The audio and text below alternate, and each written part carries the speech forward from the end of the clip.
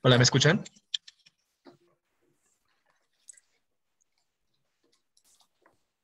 Sí, siendo las 6 en punto, entonces empezamos con una nueva conferencia de sobresalientes. Esta vez vamos a, vamos a presentar el, el proyecto el prototipo de estación Hyperloop Sur multimodal. Déjenme un momentito, voy a compartirles pantalla. El prototipo de la estación Hyperloop Sur multimodal en Lima Metropolitana por Daniel Pineda.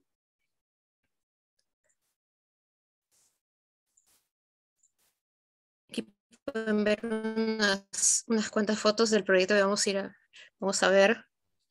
Daniel es arquitecto por la Universidad Ricardo Palma.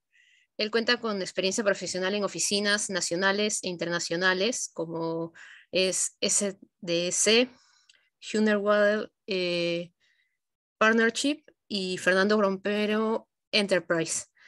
Ha participado en proyectos de transporte, de urbanismo, oficinas, retail y viviendas. Formó parte del equipo MexLoop, que fue uno de los 10 ganadores del Hyperloop One Global Challenge, y actualmente es arquitecto independiente en Lima. Es un gusto tenerte con nosotros, Daniel, y que nos puedas presentar tu PFC. Hola, ¿qué tal? Buenas tardes a todos. Muchas gracias por invitarme, Escuela de Arquitectura de Lima. Gracias por la presentación, María Alejandra. Y bueno, sin más, creo que vamos comenzando, ¿no? Entonces, comparto pantalla. Y bueno, a ver.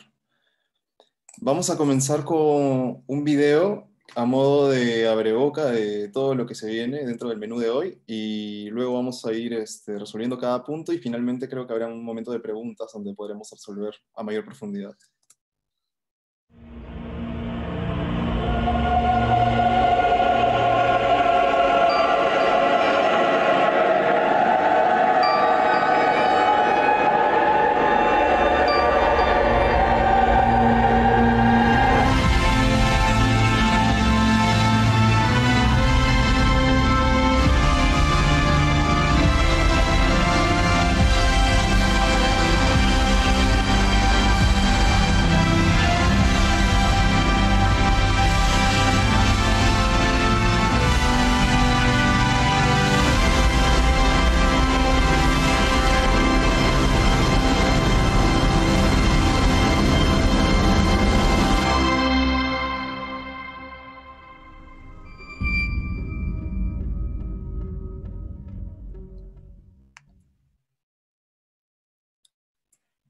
Entonces, comienzo con la presentación del prototipo de estación Hyperloop Sur multimodal en Lima Metropolitana, donde mi director de tesis fue Juven Alvaraco. Y bueno, ¿qué es Hyperloop? Antes que nada, para responder esa pregunta tenemos que ubicarnos en el tiempo y ver que Hyperloop es la última gran innovación respecto al transporte. ¿Cómo nace Hyperloop? Hyperloop es una idea de Elon Musk del año 2013 a raíz del Paperwhite Hyperloop Alpha, en el cual él pretende alcanzar velocidades de 1.200 km/h con un sistema de cápsulas inscritas en tubos en vacío.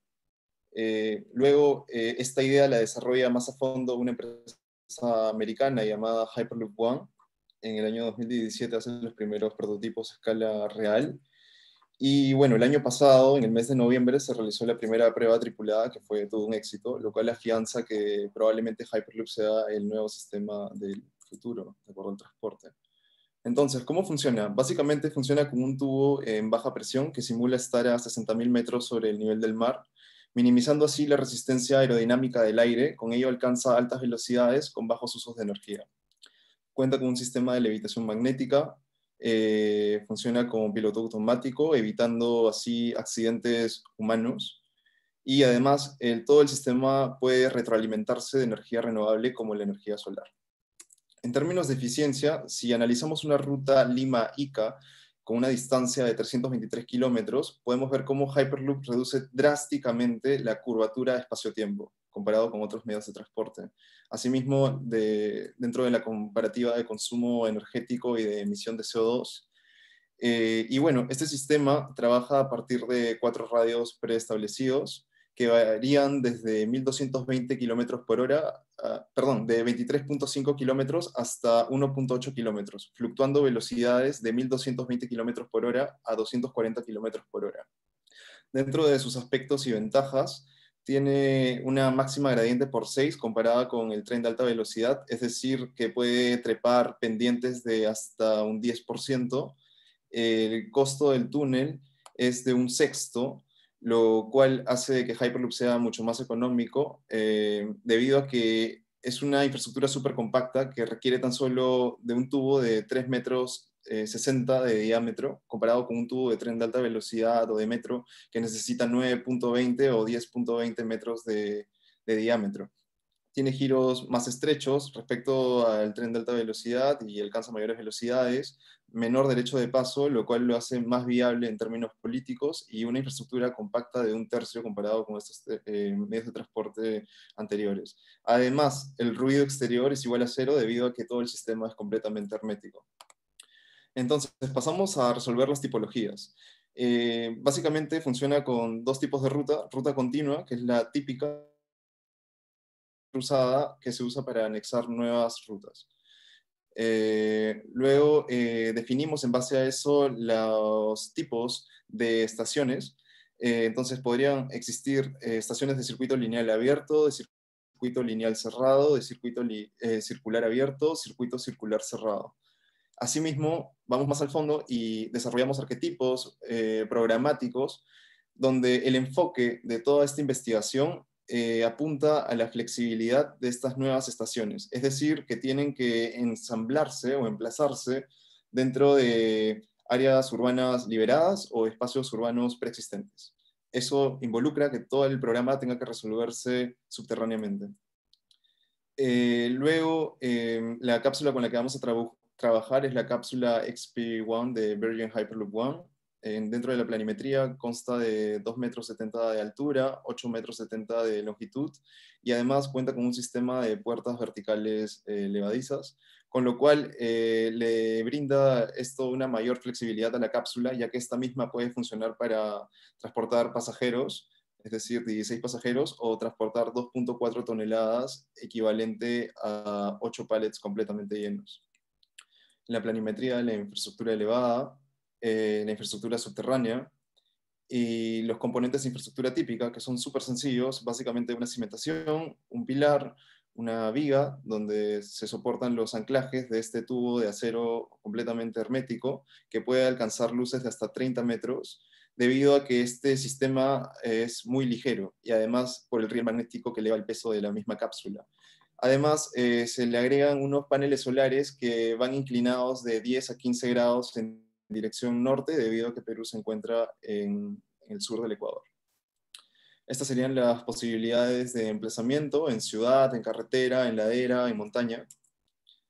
Las tipologías de estructuras elevadas, dentro de las cuales lo más complicado de hacer es esta ruta cruzada, que necesita que los tubos se desplacen en direcciones X y Z, pero con estas tres tipologías basta para resolverlas.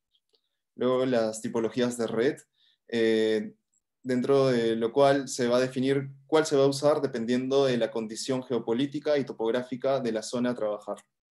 Entonces, la pregunta del millón es: ¿por qué Perú? Básicamente, uno de los intercambios comerciales internacionales más grandes es el que existe dentro del mercado brasileño y el mercado chino. Entonces, cada vez que una embarcación de mercancías sale de Brasil, del puerto de Dos Santos, para llegar a Shanghái, tiene que hacer lo siguiente: contornear todo el océano Atlántico, pasar por el Canal de Panamá, pagar los aranceles y después atravesar todo el Océano Pacífico. Toda esta operación toma 67 días. Entonces, el gobierno chino le propuso a Brasil si podría existir la posibilidad de hacer un tren que sea el corredor ferroviario bioceánico central. Con este tren se conectaría el Océano Atlántico con el Océano Pacífico, y la desembocadura de este tren sería en el puerto de Hilo. Asimismo, toda esta operación, cruzando el Océano Pacífico, ahorraría alrededor de 25 días comparado con la otra que involucra atravesar todo el Océano Atlántico. Esto en tiempo es muchísimo y además este sistema permitiría competir con el monopolio actual que tiene el Canal de Panamá en el mundo, en términos de aranceles. Además, esto generaría una derrama económica muy importante en el puerto de Hilo, pudiendo producir una especie de aduana sudamericana, y esta derrama económica debería ser articulada dentro de otras regiones costeras peruanas, y además también serviría para poder descentralizar Lima. Luego, partiendo de la tabula rasa, estos serían los 8 criterios de ruta: la topografía, la demografía, el PBI, la potencialidad, la conectividad, la demanda de pasajeros, demanda de carga y proyectos de transporte. Entonces, la topografía, vemos que en la costa existe una diferencia de 0 a 100 metros de acuerdo a los intercambios topográficos, lo cual dona una gran viabilidad en términos de implantar nuevos medios de transporte. La demografía, vemos que se concentra más en la costa. El PBI se desarrolla también más en la costa. Para la infraestructura Hyperloop, lo que más nos importa transportar son manufacturas, y las industrias manufactureras coinciden más en la costa. Y dentro de la conectividad vemos de que la costa también está llena de puertos marítimos, y estos podrían generar una gran red portuaria, ¿no? Además, según los datos del Ministerio de Transportes y Comunicaciones, para el año 2040, las rutas que van a tener una mayor demanda en términos de pasajeros van a ser la ruta costa norte y la ruta costa sur. Asimismo, las de demanda de carga. Y bueno, los proyectos de transporte a futuro vendrían a ser la red de metro de Lima Metropolitana, que actualmente está en construcción, el tren de la costa, que pretende unir Lurín con Ica a través de muchísimos intervalos, y por supuesto el corredor ferroviario bioceánico central, que terminaría en Hilo. Luego, hacemos una yuxtaposición de todos estos filtros y entendemos que la ruta ideal tiene que ubicarse en la costa por todos estos motivos ya explicados. Pero hay que definir etapas. Entonces, la primera etapa es la ruta sur, ¿no? Que llega hasta el puerto de Hilo. La segunda etapa es la ruta norte, que llega hasta el puerto de Paita. La tercera etapa es la ruta transfronteriza sur, que conecta con Chile, y la cuarta y última etapa sería la ruta transfronteriza norte, que conectaría con Ecuador. De este modo, ya desarrollando más a fondo solo la ruta sur y norte, desarrollo unos intervalos donde podrían estar ubicadas estas posibles estaciones. Y bueno, este sería el análisis general, ya con los radios de giro preestablecidos según toda la base teórica. Y bueno, en el sur sería así: Lima Metropolitana, luego la ruta saldría hasta Pisco, donde habría una estación, luego Ica, otra estación, luego pasaría por una ruta ramal para llegar a Arequipa, una ruta que llega a Mollendo, donde está el puerto de Matarani, uno de los más importantes, y finalmente conectaría con la estación de Hilo, que a su vez conecta con el corredor ferroviario bioceánico central. Igualmente con la ruta norte, que llegaría hasta el puerto de Paita. Dentro de todo, ese es el objetivo principal. Luego se estudian los tejidos urbanos que comprometen estas estaciones, y se analiza cuál sería la estación ideal, si es una lineal o una estación circular, dentro de los arquetipos que ya habíamos visto previamente. En el caso de Lima Metropolitana, es una estación circular abierta. Un análisis de velocidad y distancia, ya que Hyperloop no obtiene perennemente la velocidad de 1200 km por hora, sino que esto depende mucho de los radios de giro. La ruta sur, la ruta norte. El análisis topográfico, donde básicamente vemos que cuando las montañas son muy agudas, se plantea un sistema subterráneo, o cuando no se puede salir de la ciudad, como es el caso de Lima, ¿no? Que está tan conurbada y tan desordenada. Sin embargo, todo esto involucraría dentro de toda la ruta, toda la longitud, tan solo un 5% de infraestructura subterránea. Luego, un análisis de temporalidad y conectividad, ya que Hyperloop no es un sistema que pretenda sustituir los sistemas preexistentes, sino que funciona a modo de plug, que se conecta con todo lo preexistente, ¿no? O sea, ya sea líneas de metro, redes de buses, puertos, aeropuertos, trenes. Y bueno, en este caso vemos que se llegaría desde Lima hasta el puerto de Hilo en tan solo 77 minutos, resolviendo una longitud de 970 kilómetros. A su vez, en la ruta norte, 942 kilómetros en 60 minutos. En términos de viabilidad, según los datos del Ministerio de Transportes y Comunicaciones, para el año 2040, que es hasta donde llega la data del Ministerio de Transportes, dentro de la ruta sur habrá una demanda de pasajeros día de 24.488. Luego se analiza la tendencia de acuerdo al escenario actual dentro de estas ciudades elegidas. Se plantea una tarifa que compita con el transporte interprovincial actual. Y bueno, tendríamos que, como respuesta, que en un año de transporte de pasajeros, dentro de la rentabilidad de Hyperloop, se obtendría 268 millones de dólares. Se hace la misma operación con el transporte de carga. La tendencia, se plantea una tarifa de transporte de mercancías a nivel carretero, y bueno, satisfaciendo tan solo el 17% de la demanda total de mercancías, en el caso de la Ruta Sur, se obtendría una rentabilidad de 126 millones de dólares. Ahora, viendo que la inversión consta de ítems como estaciones, tubo a nivel, tubo subterráneo, cápsulas y expropiaciones, el costo aproximado de toda esta Ruta Sur sería de más o menos 15.986 millones de dólares. Esta cantidad la dividimos por la utilidad neta anual de lo que produce esta ruta Hyperloop Sur y obtendríamos un retorno de inversión en 43 años. Cuando un proyecto de esta envergadura, de esta escala, tiene un retorno de inversión menor a 50 años, ya es viable, ya permite hablar de asociaciones público-privadas, ya permite hablar de créditos internacionales revolventes.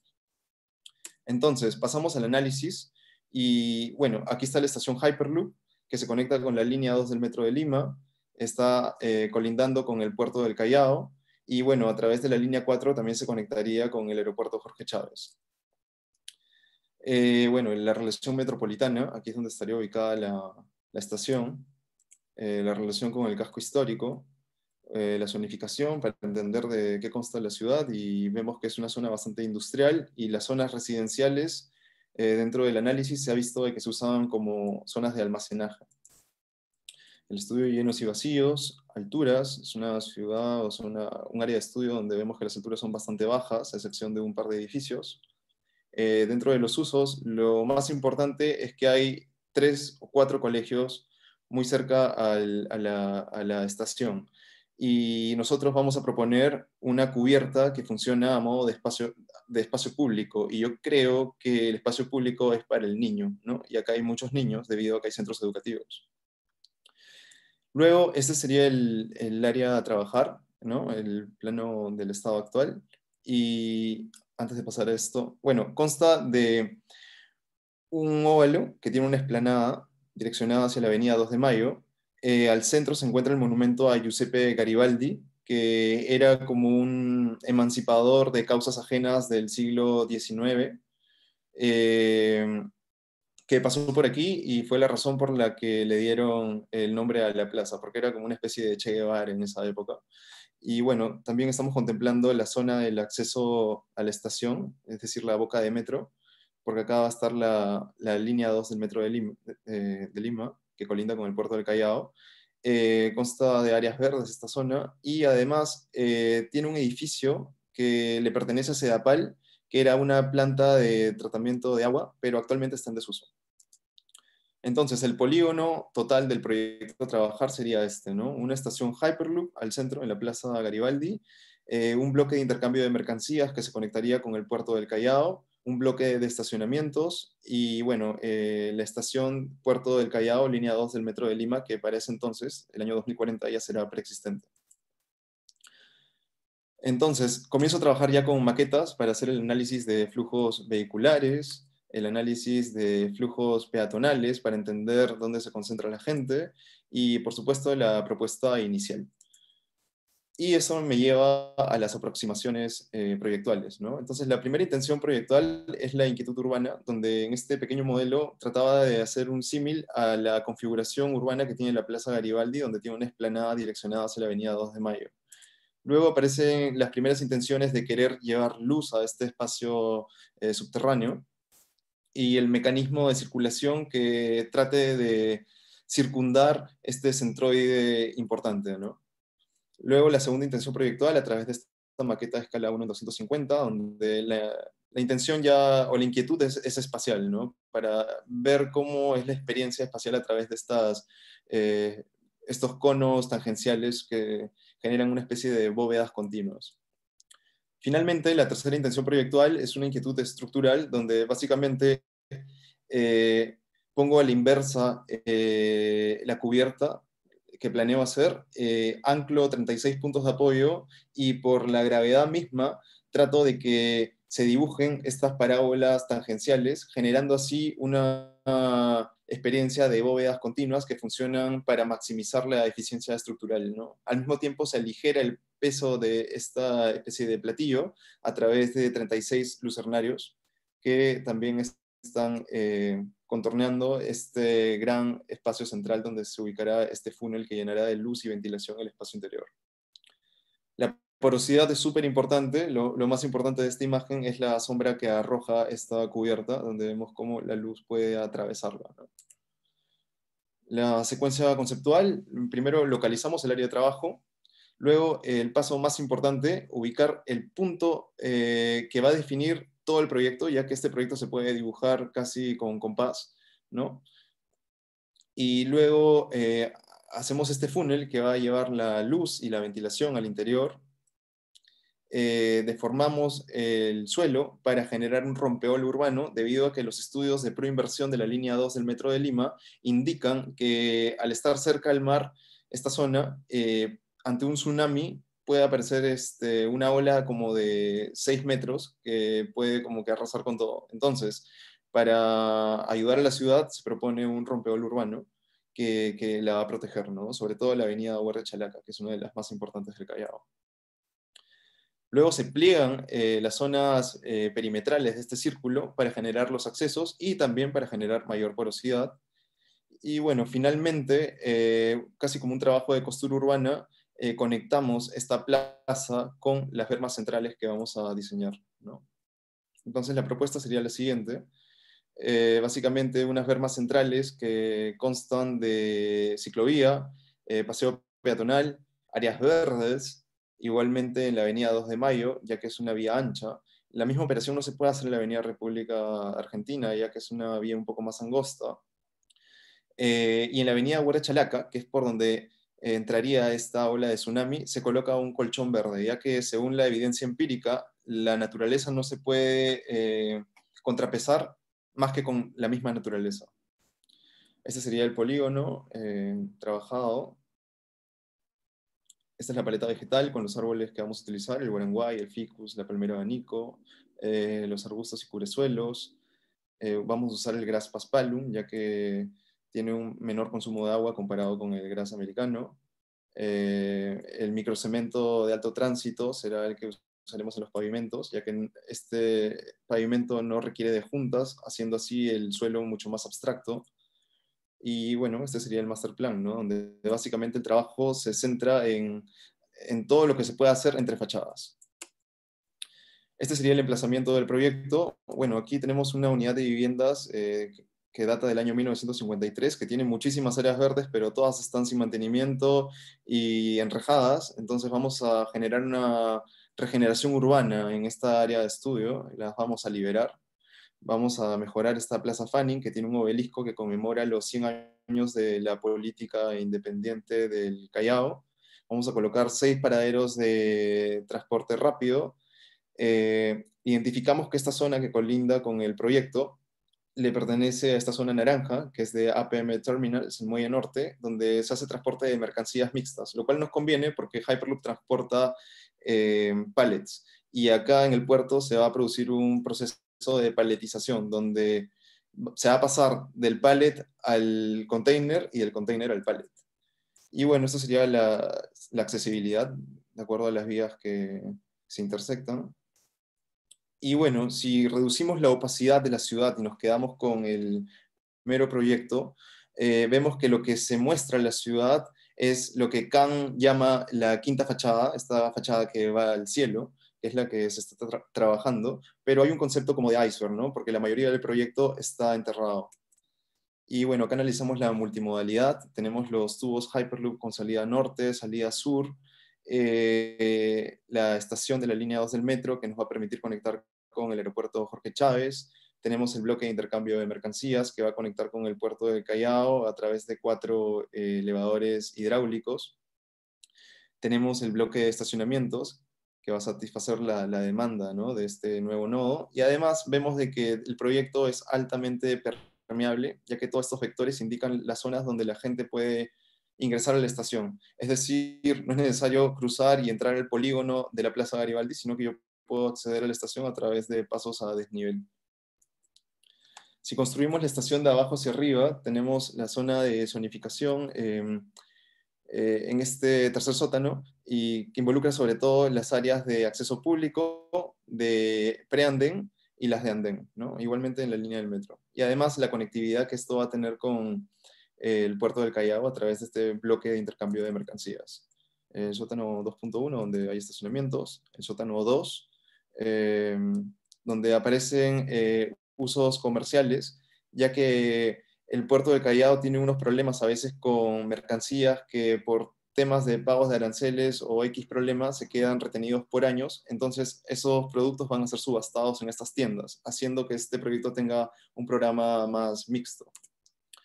Luego el vestíbulo, que funciona como un pulpo que conecta con el estacionamiento, conecta con el vestíbulo de la línea 2 del Metro de Lima a través de este brazo preexistente, y conecta también con los pasos peatonales a desnivel. El nivel 0, básicamente plaza hundida y zona de áreas verdes, y nuestro rompeola en la cubierta. Finalmente la yuxtaposición programática. Y si hacemos una radiografía del proyecto, podemos ver las circulaciones que involucran, ¿no?, donde las más importantes son estas tres: la del metro, la de los rieles Hyperloop y la de la zona que va a permitir intercambiar mercancías a través de estos elevadores hidráulicos. En términos de eficiencia bioclimática, tenemos una alta porosidad, lo cual permite que al menos el vestíbulo no requiera de luz artificial en el día. Sumideros axiales, por donde que pasarán las tuberías al eje de nuestros funnels. Se coloca un colchón verde que se permite funcionar como aislante térmico en el día, y en la noche va a emanar este calor por el principio de termorregulación. Se produce un impluvio en este funnel central, y además este funnel central es poroso, lo cual permite de que circule el aire, y eso mejora la inercia térmica del proyecto. Vemos los diagramas axonométricos de instalaciones eléctricas y mecánicas, por supuesto que se hizo un cálculo de caudal, la axonometría de instalaciones sanitarias y los rociadores. Y bueno, pasamos a la estructura. El perfil geotécnico indica de que el suelo es muy malo en esta zona y es arcilloso y arenoso. Entonces, la única forma de poder resolver este problema es a través de muros pantalla y pilotes por fuste. ¿Cómo funciona un pilote por fuste? Básicamente como cuando uno va a la playa e hinca una sombrilla sobre la arena. A mayor profundidad, mayor fricción. Y esto es lo que dota de estabilidad, ¿no? Y bajo ese principio de desarrollo la axonometría del proyecto en términos de cimentación. Nos acercamos un poco más, vemos que la cimentación también toma en cuenta los espacios para los rieles Hyperloop. Se hace una taxonomía de todos estos elementos, ya que hay estructuras típicas y estructuras atípicas dentro de ese catálogo. Y bueno, la axonometría de la estructura de la cubierta. Y bueno, esta cubierta, que tiene esta forma de dobles curvaturas continuas, se encuentra inscrita en 18 placas que hacen un anillo estructural, ¿no?, lo cual retiene un poco más esta estructura liviana, ¿no?, le da mayor estabilidad. Luego, así es como funcionan los funnels, básicamente dos pilotes, un encepado Viene la columna de perfil ascendente con armado de suncho, en forma de suncho. Y bueno, básicamente es capitel, losa maciza, columna, capitel, losa maciza, columna. Y aquí se produce un paraguas experimental, como lo llama Candela, ya que me basé mucho en los experimentos de Candela para poder resolver esta cubierta que funciona casi a modo de membrana. Otro funnel un poco más grande. Y bueno, para matematizar o geometrizar la forma, se hicieron 9 cortes en revolución. Y bueno, luego pasamos a las cualidades que tiene este funnel central. Y este funnel central básicamente consta de un sistema de drenaje a través de canaletas horizontales y verticales, que son las que van a generar el impluvium. El mantenimiento se realiza a través de la misma fachada, como si fuera trepando montañas, ya que estos paños de vidrio templado tienen 12 milímetros y soportan hasta 1000 kilogramos a la compresión por centímetro cuadrado. Y bueno, tiene un sistema de impermeable y poroso, es decir, un sistema como de escamas que permite que el aire pase, circule, pero es impermeable a la lluvia. Este sistema es el que genera que, como en el Callao hay muchas aves, las aves puedan venir aquí a anidar. Entonces, para ahuyentarlas, se aplica el mismo sistema que hizo Herzog y de Meuron en el viñedo Dominó, para ahuyentar a las palomas que venían a anidar, ¿no? ¿Y cómo lo hacían? Básicamente colocan una pista y cada vez que una ave se posa, se escucha muchas aves que están como que llorando, sufriendo, y esta ave dice, bueno, este no es un buen lugar para anidar, y se va. La misma operación para matematizar la forma, cortes en revolución.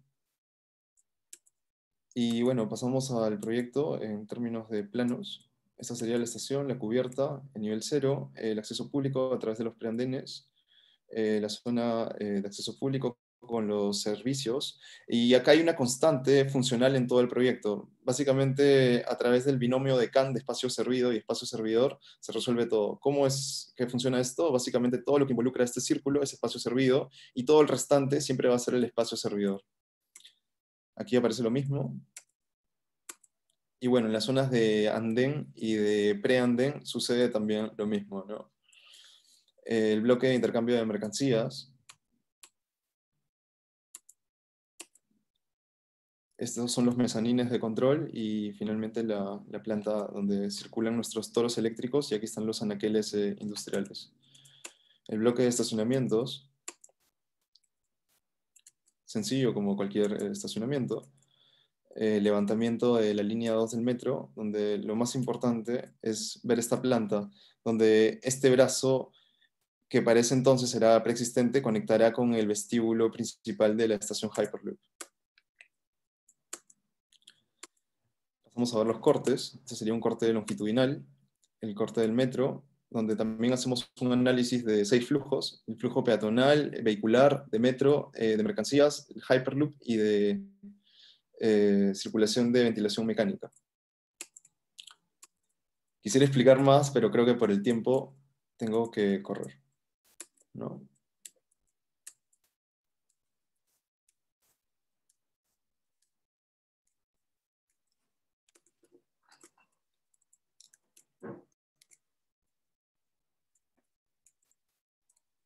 Corte de transversal del estacionamiento. En este corte podemos ver acá los flujos.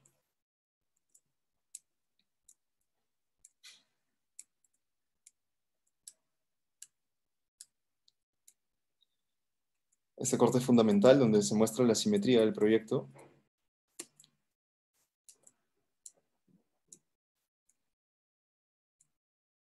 Corte de las escaleras de emergencia. Y bueno, el proyecto intersecta con 5 vías, entonces hay 5 percepciones. Y bueno, se pretende que el proyecto se perciba como un paisaje más que como un edificio, ¿no? Los detalles constructivos, donde básicamente el más importante vendrían a ser estos dos, donde es el anclaje o el punto de encuentro entre lo que es el concreto de esta especie de platillo y el funnel central, ya que el funnel central está construido con un sistema de acero, mientras que el platillo está construido con un sistema de concreto armado.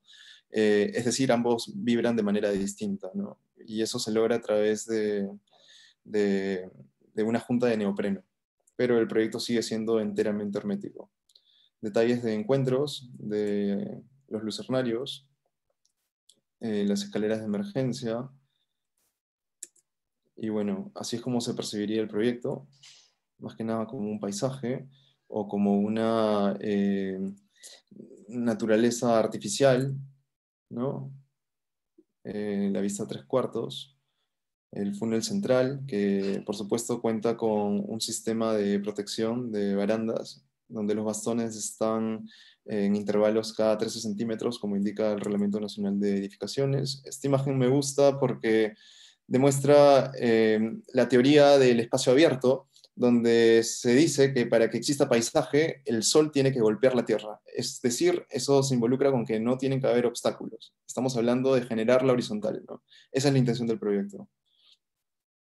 La vista de noche, y cuando uno llega a la zona más alta de este monte artificial, logra comprender en su totalidad el proyecto, ¿no? Ya que la idea es que un adentro se exterioriza, ¿no? Y para remarcar eso, se hace un tratamiento paisajístico donde se dibujan círculos concéntricos, ¿no?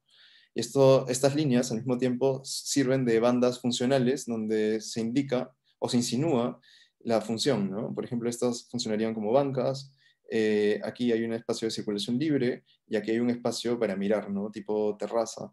Y esto coincide con una plaza hundida, una plaza enorme, donde los artistas pueden apropiarse de ella, ¿no? En este caso estamos viendo la araña de Louis Bourgeois, es una escultura como de 8 metros de alto, ¿no? De noche funciona como una lámpara urbana.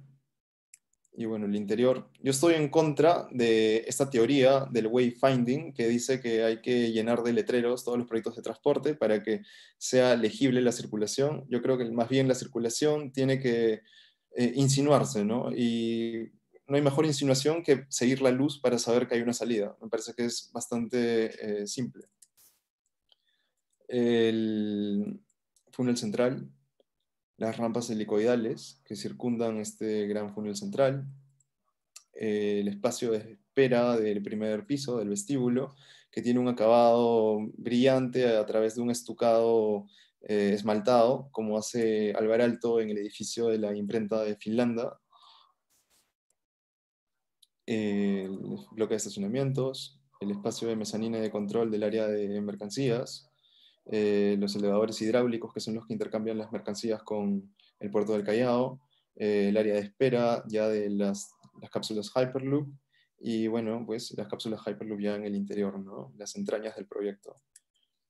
Así es como se vería esta infraestructura en la costa peruana, una vista aérea. Bueno, acá podemos ver la ruta cruzada y bueno, el sunset, ¿no? Dentro de esta nueva infraestructura que nos podría dar una mayor flexibilidad espacial a nivel interregional. Solo para concluir, este mapa aparece en el libro Transit Maps of the World del año 2005, donde a través de un desarrollo inusitado de líneas de metro, de trenes de alta velocidad, se pensaba que se podía conectar el mundo como si fuera una ciudad a través de redes de metro. Se demostró a través de evidencia empírica que esto no funciona porque los sistemas de transporte aún no están tan avanzados. Sin embargo, Hyperloop ha vuelto a poner este tema sobre el tapete y bueno, eso se relaciona con la teoría de la sobremodernidad de Marc Augé, donde él menciona de que no va a existir una especie de posmodernidad, ni hipermodernidad, ni ultramodernidad, sino que simplemente va a existir una sobremodernidad, es decir, una aceleración de los procesos que nos han llevado a la modernidad actual, ¿no?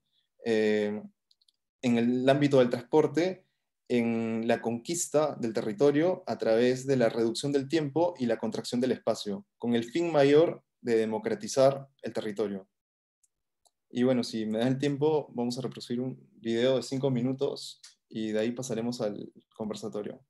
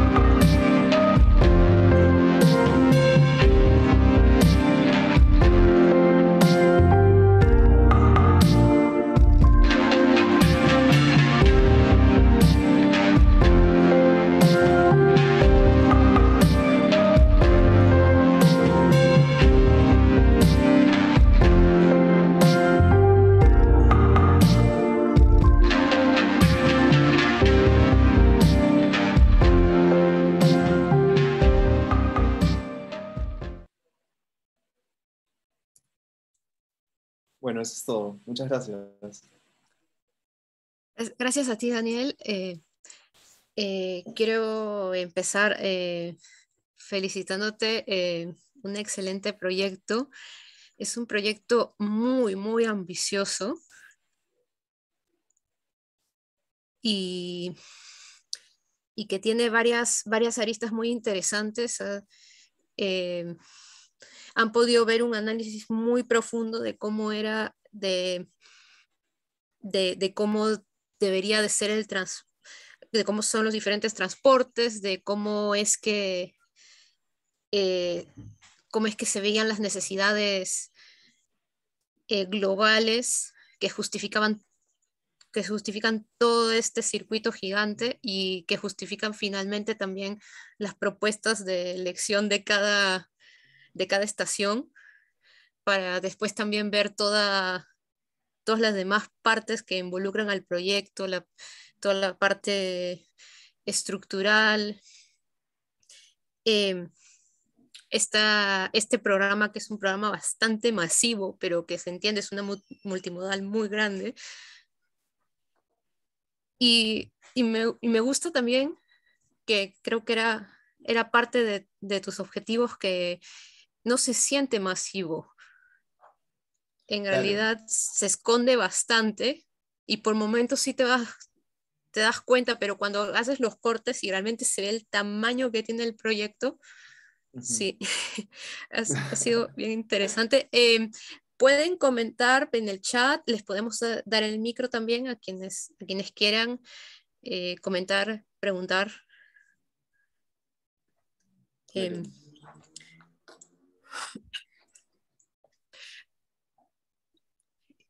si no, Esperamos si no, los comentarios o si no, conversamos un poquito al respecto. claro, claro, podemos Ya, comentar un poquito. Yo tenía una pregunta sobre cómo te adentraste de frente al proyecto. Me parecería interesante también que me comentaras un poco cómo llegaste al tema, tu interés en el tema. ya, hay una respuesta personal y hay una respuesta profesional. Ya, entonces, si parto por la respuesta profesional, yo estuve trabajando en Fernando Romero Enterprise cuando estaban desarrollando el aeropuerto de Ciudad de México junto a Sir Norman Foster. Y bueno, yo empecé como practicante haciendo maquetas y me la pasaba increíble. Entonces, ese era un proyecto de transporte increíble, ¿no? Enorme, súper futurista, fantástico. Y comencé a entender este tema de las estructuras que funcionan a través de las tangentes, ¿no? Y cómo funciona, bueno, en el caso de Foster, se resuelve a través de catenarios. En el mío es a través de parábolas. Tiene una explicación estructural debido a que las cargas a veces deforman la curvatura, ¿no? Por ejemplo, ellos solo proponen un techo. En mi caso, el techo necesitaba soportar cargas vivas, ya que había una plaza, ¿no? Eso involucraba mayor compresión y no se podía utilizar el acero, ¿no? El acero no funciona muy bien a la compresión. Eso hacía de que tenga que forzarme a utilizar un sistema constructivo en concreto, al menos en la plaza. Pero el funnel central, ya, en fin, de modo. Bueno, y luego de esto, me contratan y todo lo demás, y participo en el concurso del Hyperloop One Global Challenge con el equipo del MexLoop. Eh, y bueno, ganamos el concurso, o sea, quedamos entre las 10 rutas elegidas en el mundo como para hacerse, pero representando a México, ¿no? Y como que me dije, ya, ¿y por qué no traigo eso a Perú, no? O sea, ya aprendí como que todo este know-how, he estado tan de cerca en esto desde principio a fin, ¿por qué no hago una primera tesis de esto en Latinoamérica? Porque ni siquiera hay un antecedente de esto en Latinoamérica después de México, ¿no? Y bueno, fue a raíz de eso que comencé a hacer toda esta nueva investigación en base a la idiosincrasia y en base al área de estudio. Ahora, la respuesta personal es de que a mí me gusta estructurar hasta a nivel de pensamiento absolutamente todo. O sea, yo no hago algo que no tiene una explicación. Entonces siempre hablo de tipologías, prototipos, flujos, un mecanismo, un antecedente, pero yo no soy un tipo que se levanta un día y dice quiero estructurar una lechuga para que se vea bonita y punto, sino de que necesito una razón mucho más potente, ¿no? Para eso me parece que la filosofía es súper importante, el arte es súper importante para entender el pensamiento del artista. En sí, la arquitectura a mí no me gusta en lo absoluto. Me gusta hacer arquitectura, que es completamente diferente. O sea, yo visito edificios casi a modo de inspector, ¿no? Para decir cuáles fueron las razones que llevaron a ese arquitecto a usar esa modulación, a usar esa viga, a usar ese material, a usar ese acabado. Pero de ahí decir, bueno, me gusta la arquitectura, es como que vamos a hablar hasta de acabados, decoración, cosas que tienen que ver con la subjetividad del arquitecto. Me parece que eso es muy superfluo, ¿no? Me interesa mucho más descubrir las razones lógicas que componen el espacio. ¿Ya? Te interesa entender estructuralmente cómo funcionan las cosas. Claro, cuando algo no tiene una explicación, como que no duermo bien, ¿sabes? O sea, por ejemplo, a quien le paso todo es a Gary, por ejemplo, ¿no? Gary es un tipo que sabe hacer el efecto Bilbao donde hace sus edificios, ¿no?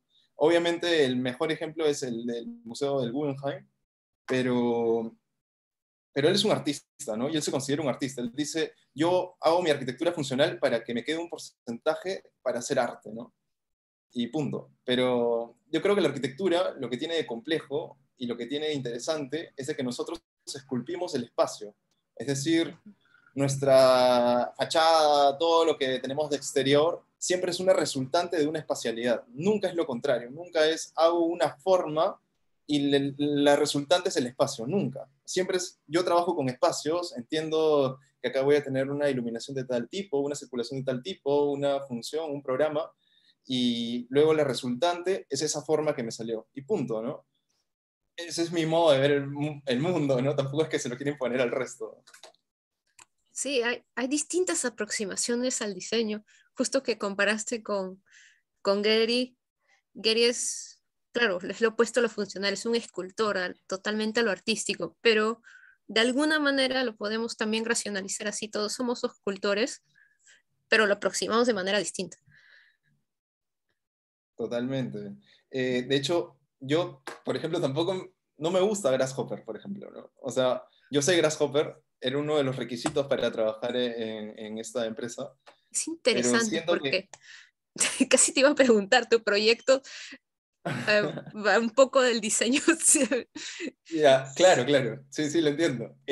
Yo no utilicé, me esforcé a no utilizar Grasshopper ni ninguna herramienta paramétrica, porque yo creo que un arquitecto, antes que manejar programas que te permiten deformar mucho las cosas, debe manejar la geometría. Entonces, usé solamente Rhino, muchísimos dibujos, o sea, Rhino, ¿no? Rhino donde tú defines cuáles son las coordenadas los componentes, y si tú no sabes geometría no puedes resolver absolutamente nada en Rhino. Eh, y es así como lo hice, ¿no?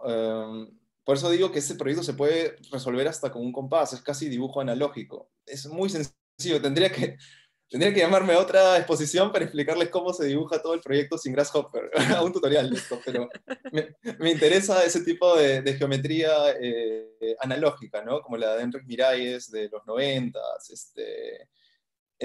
Smiljan Radic hace lo mismo, ¿no? Smiljan Radic, tú ves la casa del poema del ángulo recto que tiene, y uno dice, ah, sí, mira, parece que tiene una forma locaza, ¿no? Seguro es Grasshopper. Y él mismo dice, no, en lo absoluto, es un montón de ejes, por supuesto, y una cubierta que es una bóveda que está cortada de cierta manera, pero punto, no necesito estas herramientas, o trato de evitarlos en la medida de lo posible, ¿no? Porque a veces yo creo que el arquitecto va a obra y si tú solo dependes de Grasshopper, dependes de una industria. Y en Latinoamérica siento de que esta industria no es tan fuerte o a veces es inexistente, ¿no? O sea, estoy seguro que Tom Main, el de Morphosis, cuando hace un edificio, dice, bueno, ya, llamaremos a esta empresa para que haga 300 piezas diferentes y formarán esta forma, ¿no?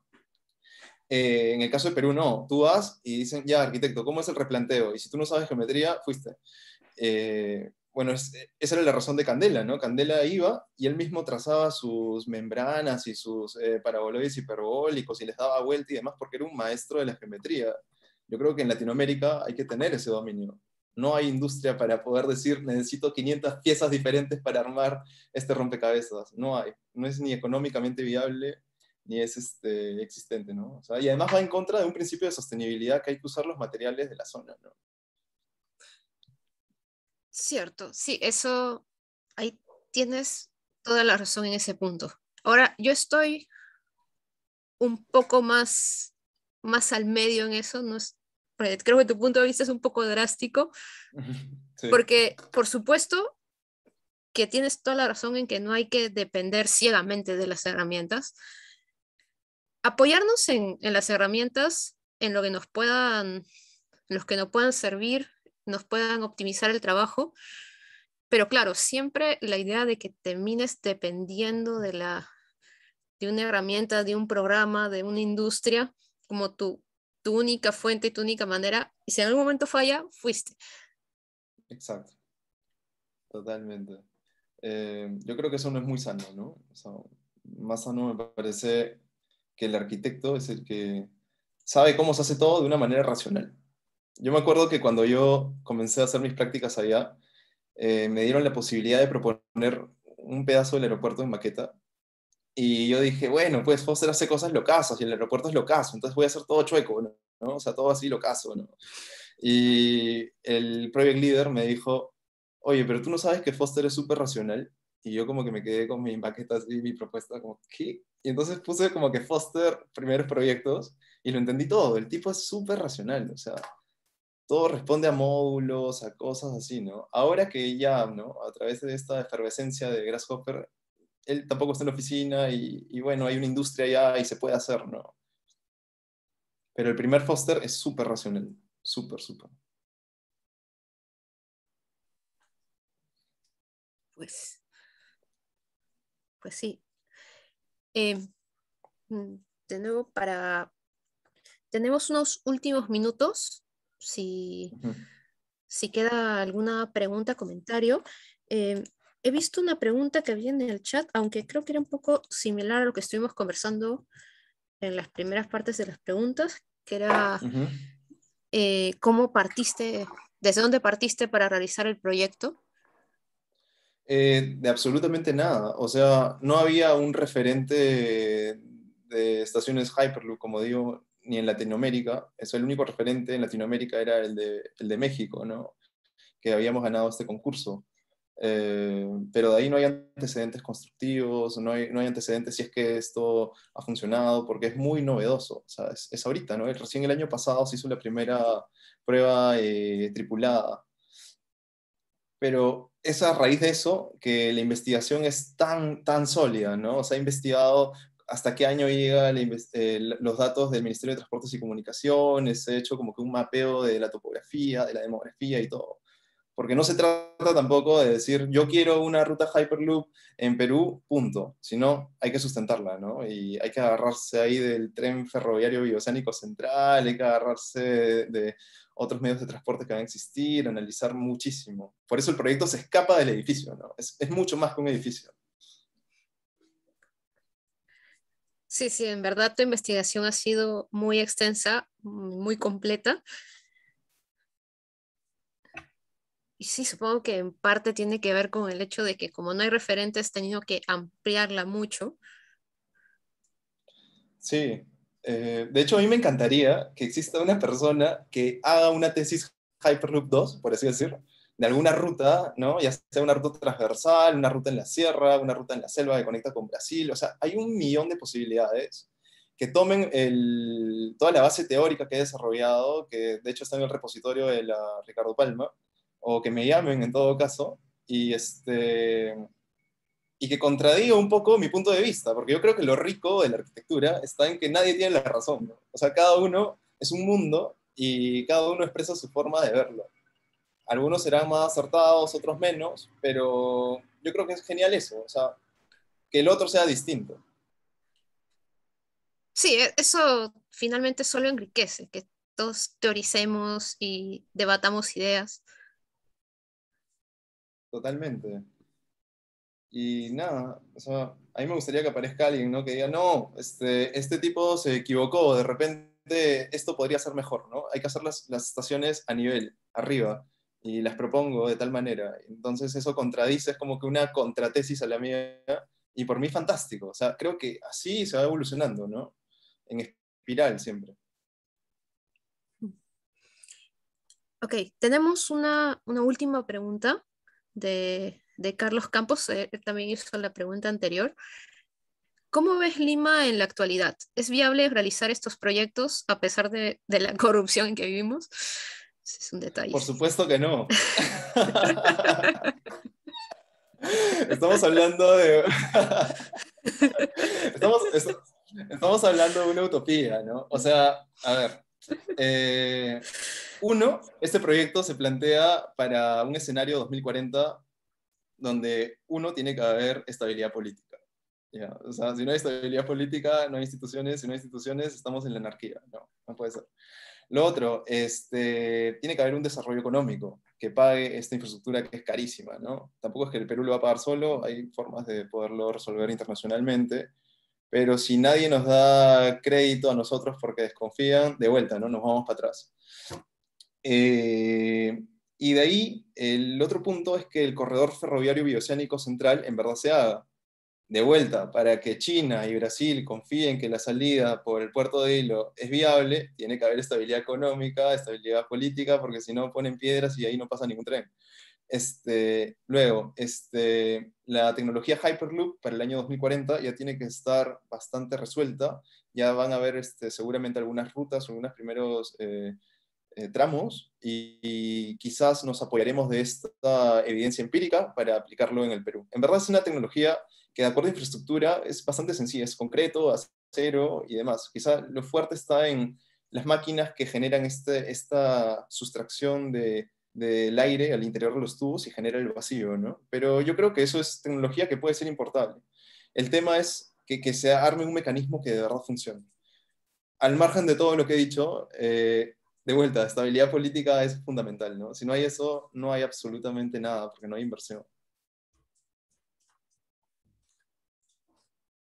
Por supuesto, para estos proyectos complejos se necesita mucha inversión, comunicación entre países y sí, estabilidad política. Muy importante. Sí, de todas maneras. Yo siempre bromeo y digo, cuando lo construyan van a llamar a mi nieto, seguramente.